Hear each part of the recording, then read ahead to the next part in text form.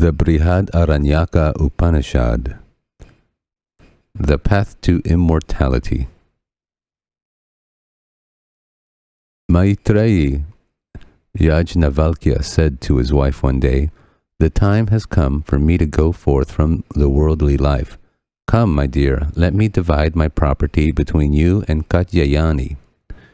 Maitreyi, "My lord, if I get all the wealth in the world, would it help me go beyond death?" Yajnavalkya, "Not at all. You would live and die like any rich person. No one can buy immortality with money." Maitreyi, "Of what use then are money and material possessions to me? Please tell me, my lord, of the way that leads to immortality." Yajnavalkya, "You have always been dear to me, Maitreyi, and I love you even more now that you have asked me about immortality. Sit here by my side and reflect deeply on what I say. A wife loves her husband not for his own sake, dear, but because the self lives in him. A husband loves his wife not for her own sake, dear, but because the self lives in her. Children are loved not for their own sake, but because the self lives in them. Wealth is loved not for its own sake, but because the self lives in it. Brahmins are loved not for their own sake, but because the self lives in them. Kshatriyas are loved not for their own sake, but because the self lives in them. The universe is loved not for its own sake, but because the self lives in it. The gods are loved not for their own sake, but because the self lives in them. Creatures are loved not for their own sake, but because the self lives in them.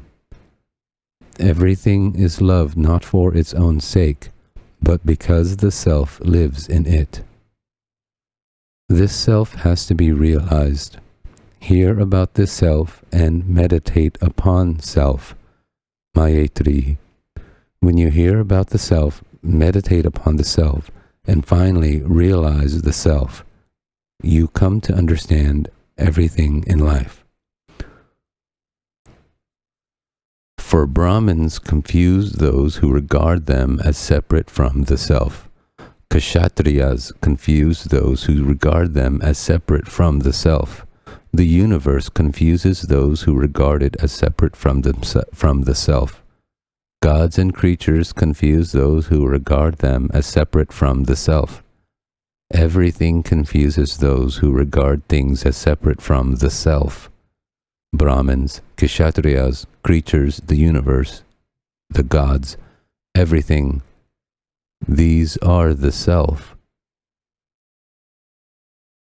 No one can understand the sounds of a drum without understanding both drum and drummer, nor the sounds of a conch without understanding both the conch and its blower, nor the sounds of a veena without understanding both veena and musician. As clouds of smoke arise from a fire laid with damp fuel, even so from the Supreme have issued forth all the Vedas, history, arts, sciences, poetry, aphorisms, and commentaries. All these are the breath of the Supreme. As there can be no water without the sea, no touch without the skin, no smell without the nose, no taste without the tongue, no form without the eye, no sound without the ear, no thought without the mind, no wisdom without the heart, no work without hands, no walking without feet, no scriptures without the word, so there can be nothing without the self. As a lump of salt thrown in water dissolves and cannot be taken out again, though wherever we taste the water it is salty, even so, beloved, the separate self dissolves in the sea of pure consciousness, infinite and immortal. Separateness arises from identifying the self with the body, which is made up of the elements. When this physical identification dissolves, there can be no more separate self. This is what I want to tell you, beloved. Maitreyi, I am bewildered, Blessed One, when you say there is then no separate self. Yajnavalkya, reflect on what I have said, beloved, and you will not be confused. As long as there is separateness, one sees another as separate from oneself, hears another as separate from oneself, smells another as separate from oneself, speaks to another as separate from oneself, thinks of another as separate from oneself, knows another as separate from oneself. But when the self is realized as the indivisible unity of life, who can be seen by whom? Who can be heard by whom? Who can be smelled by whom? Who can be spoken to by whom? Who can be thought of by whom? Who can be known by whom? Maitri, my beloved, how can the knower ever be known?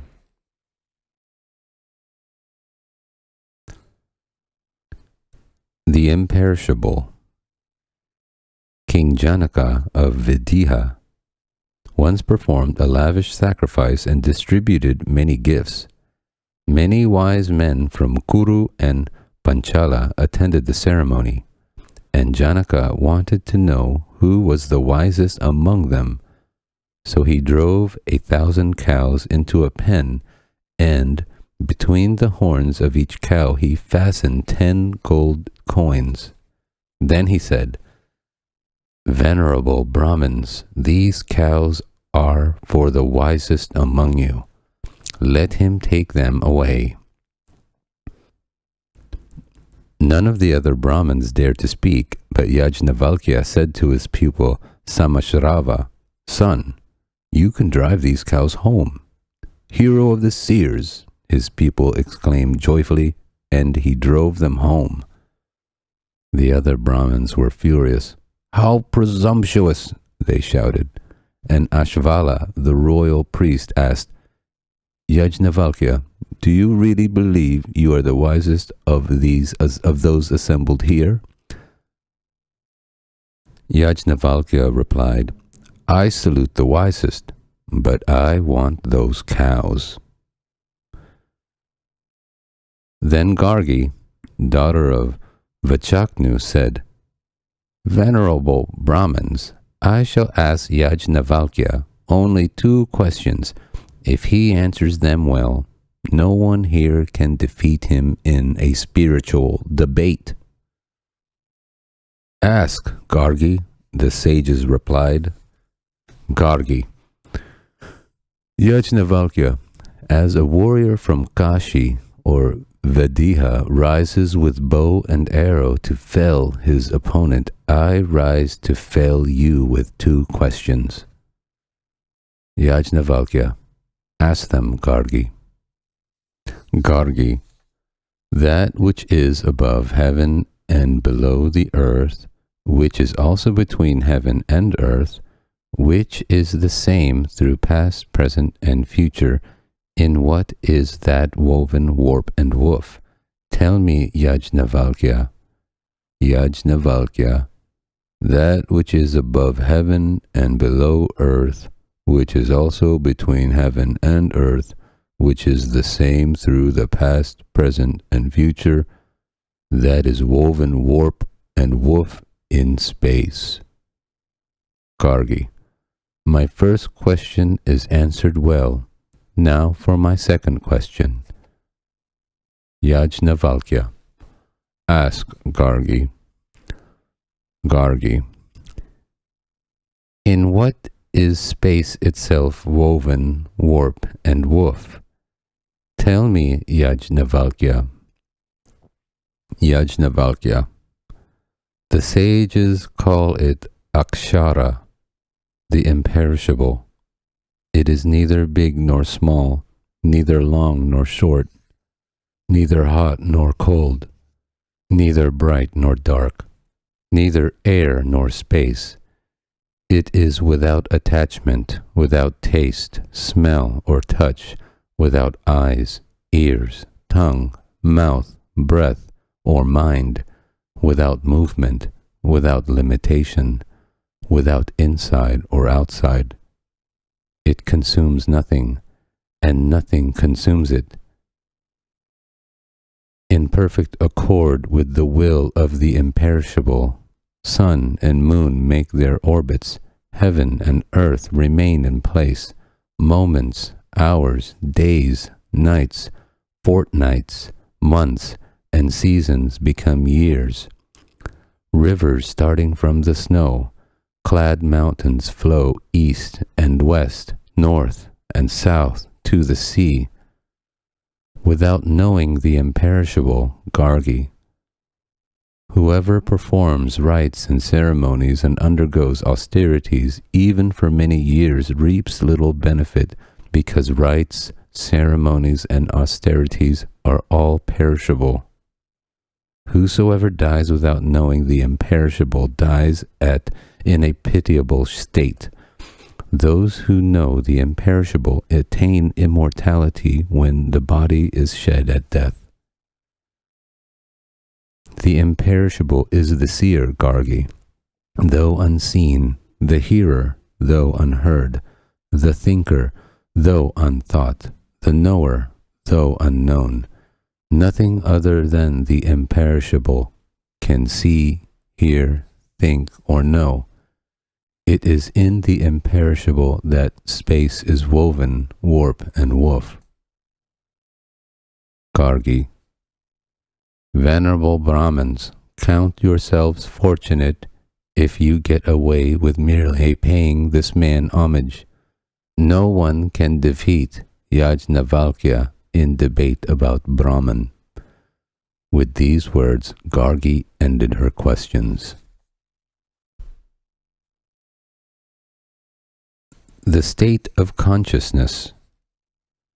Yajnavalkya came to Janaka, king of Videha, saying to himself, I will not talk today.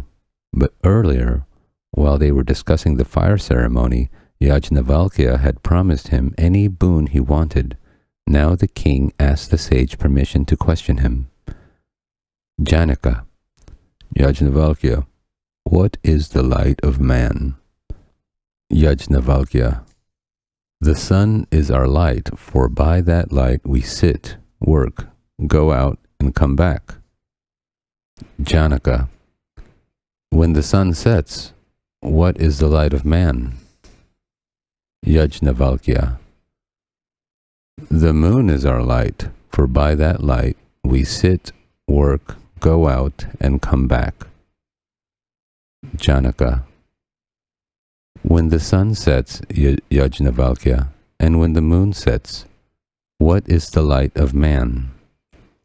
Yajnavalkya, fire is our light, for by that light we sit, work, go out, and come back. Janaka, when the sun sets, Yajnavalkya, and the moon sets, and the fire goes out, what is the light of man?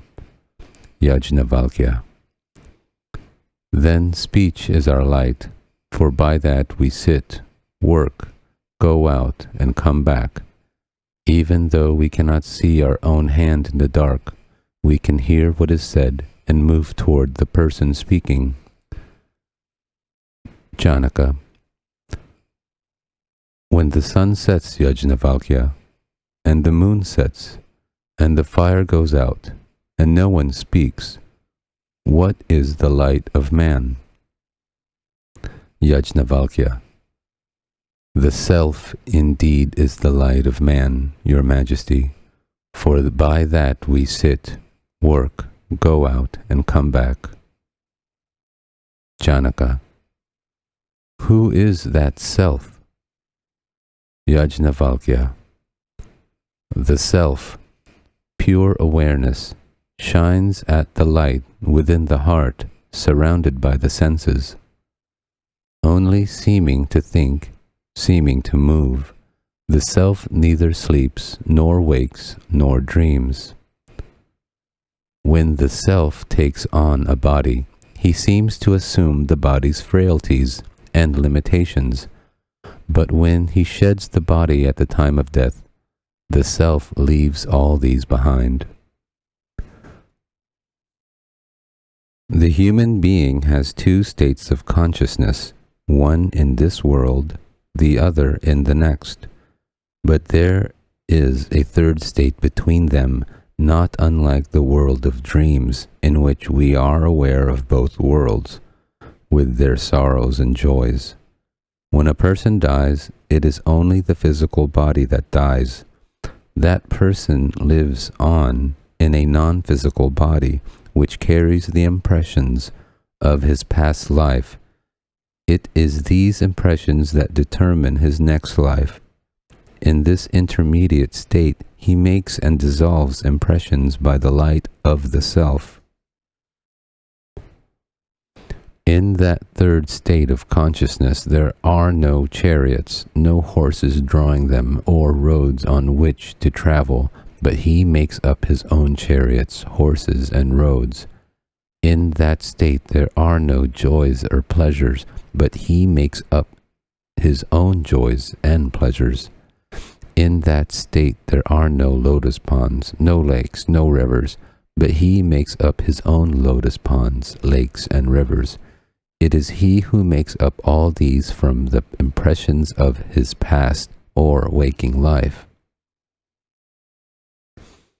It is said that these states of consciousness, that in the dreaming state, when one is sleeping, the shining self, who never dreams, who is ever awake, watches by his own light the dreams woven out of past deeds and present desires. In the dreaming state, when one is sleeping, the shining self keeps the body alive with the vital force of prana, and wanders wherever he wills. In the dreaming state, when one is sleeping, the shining self assumes many forms, eats with friends, indulges in sex, sees fearsome spectacles. But he is not affected by anything because he is detached and free. And after wandering here and there in the state of dreaming, enjoying pleasures and seeing good and evil, he returns to the state from which he began. As a great fish swims between the banks of a river as it likes, so does the shining self between the states of dreaming and waking. As an eagle, wary after soaring in the sky, folds its wings and flies down to rest in its nest, so does the shining self enter the state of dreamless sleep, where one is freed from all desires. The self is free from desire, free from evil, free from fear. As a man in the arms of his beloved is not aware of what is without and what is within, so a person in union with the self is not aware of what is without and what is within. For in that unitive state all desires find their perfect fulfillment. There is no other desire that needs to be fulfilled, and one goes beyond sorrow. In that unitive state there is neither father nor mother, neither worlds nor gods, nor even scriptures. In that state there is neither thief nor slayer, neither low caste nor high, neither monk nor ascetic. The self is beyond good and evil, beyond all suffering of the human heart. In that unitive state one sees without seeing, for there is nothing separate from him. Smells without smelling, for there is nothing separate from him. Tastes without tasting, for there is nothing separate from him. Speaks without speaking, for there is nothing separate from him. Hears without hearing, for there is nothing separate from him. Touches without touching, for there is nothing separate from him. Thinks without thinking, for there is nothing separate from him. Knows without knowing, for there is nothing separate from him. Where there is separateness, one sees another, smells another, tastes another, speaks to another, hears another, touches another, thinks another, knows another.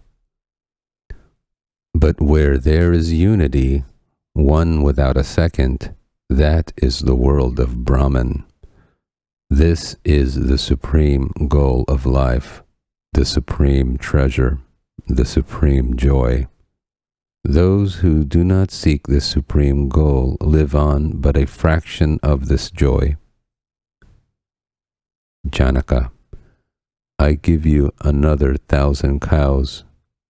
Please teach me more of the way to self-realization. Yajnavalkya.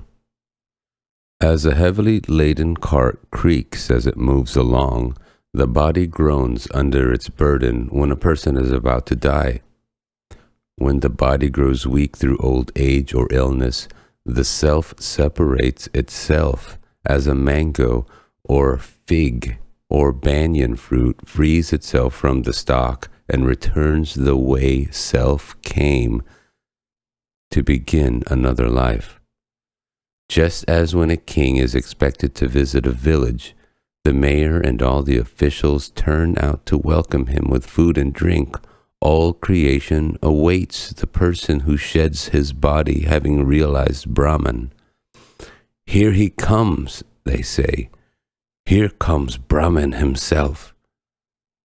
But the senses, while that man lies dying, gather around and mourn the self's departure as courtiers mourn when their king is about to leave. When body and mind grow weak, the self gathers in all the powers of life and descends with them into the heart. As prana leaves the eye, it ceases to see. He is becoming one, say the wise.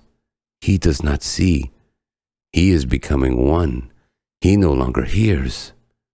He is becoming one. He no longer speaks or tastes or smells or thinks or knows. By the light of the heart, the self leaves the body by one of its gates. And when he leaves, prana follows, and with it all the vital powers of the body. He who is dying merges in consciousness, and thus consciousness accompanies him when he departs, along with the impressions of all that he has done, experienced, and known. As a caterpillar, having come to the end of one blade of grass, draws itself together and reaches out for the next, so the self, having come to the end of one life and dispelled all ignorance, gathers in his faculties and reaches out from the old body to a new. As a goldsmith fashions an old ornament into a new and more beautiful one, so the self, having reached the end of the last life and dispelled all ignorance, makes for himself a new, more beautiful shape, like that of the devas or other celestial beings. The self is indeed Brahman, but through ignorance people identify it with intellect, mind, senses, passions, and the elements of earth, water, air, space, and fire. This is why the self is said to consist of this and that, and appears to be everything. As a person acts, so he becomes in life. Those who do good become good. Those who do harm become bad. Good deeds make one pure. Bad deeds make one impure. You are what your deep driving desire is. As your desire is, so is your will. As your will is, so is your deed. As your deed is, so is your destiny. We live in accordance with our deep driving desire. It is this desire at the time of death that determines what our next life will be.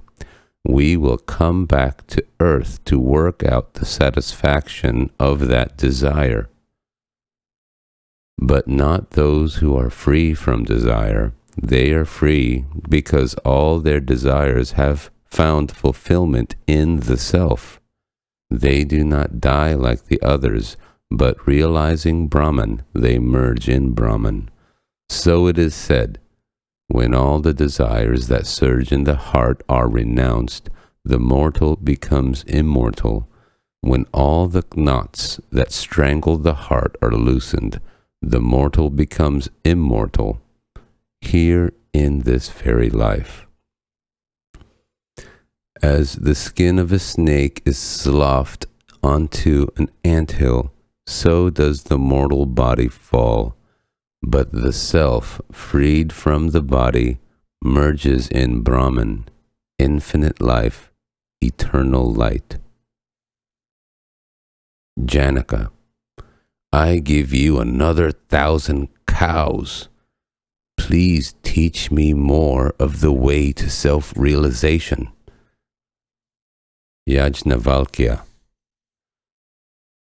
those who realize the self enter into the peace that brings complete self-control and perfect patience. They see themselves in everyone and everyone in themselves.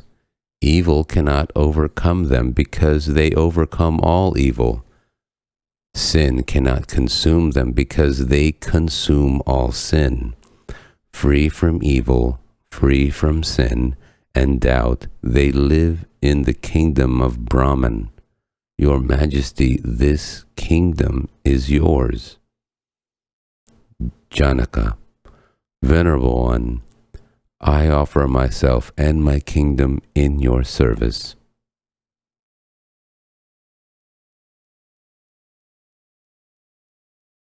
What the thunder said.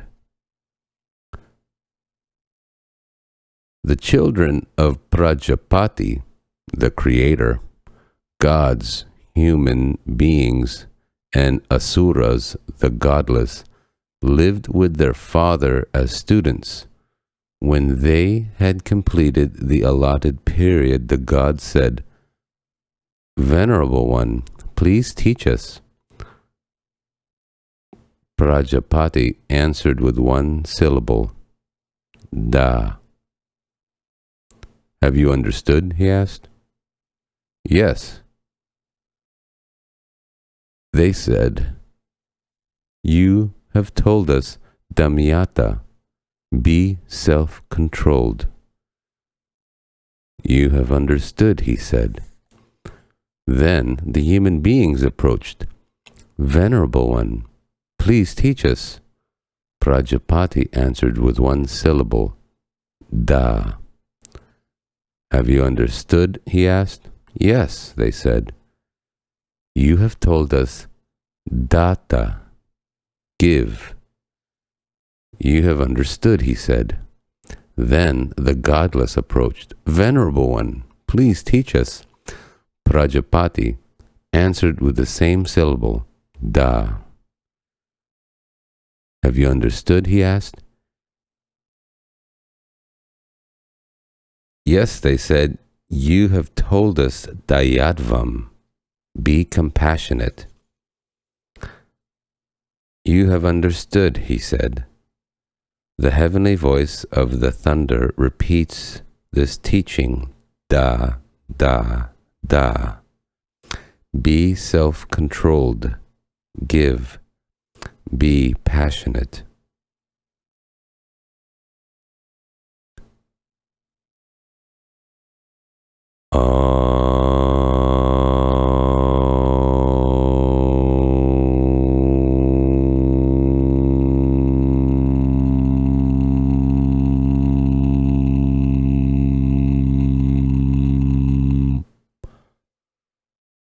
Shanti, Shanti, Shanti.